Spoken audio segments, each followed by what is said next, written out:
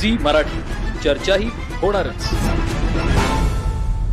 चंदगड तालुक्यातील कळसगादी इथं शुक्रवारी सायंकाळी झालेल्या वीज कोसळण्याच्या दुर्घटनेत साईराज ज्ञानेश्वर दळवी वय 16 या शालेय विद्यार्थ्याचा दुर्दैवी मृत्यू झालाय.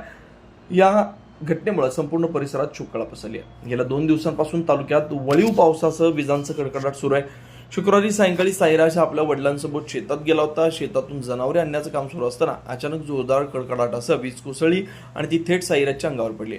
या भीषण घटनेत त्याचा जागीच मृत्यू झालाय. घटनेवेळी त्याच्या खिशात असलेला मोबाईलही पूर्णपणे जळून गेला. तसंच कमरेखालील दोन्ही पायांवर काळे डाग पडल्याचं ग्रामस्थांनी सांगितलंय. वीज शरीरातून गेल्यानं गंभीर परिणाम झाल्याची चर्चा परिसरात होती. घटनेनंतर ग्रामस्थ व नातेवाईकांनी साईराजला तातडीनं चंदगड ग्रामीण रुग्णालयात दाखल केलं. मात्र डॉक्टरांनी तपासणीनंतर त्याला मृत घोषित केलं. त्यानंतर मृतदेहाचं उत्तरीय परीक्षण करून नातेवाईकांच्या ताब्यात देण्यात आलं.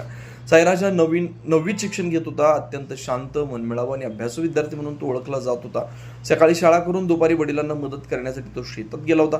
मात्र नियतीनं त्याच्यावर घाला घातल्यानं कळसगादी गावाचं परिसरात हळहळ व्यक्त होते. त्याच्या पश्चात आई वडील, भाऊ बहीण आणि आजी असा परिवार आहे. झी मराठीहून ज्ञानेश्वर पाटील, चंदगड.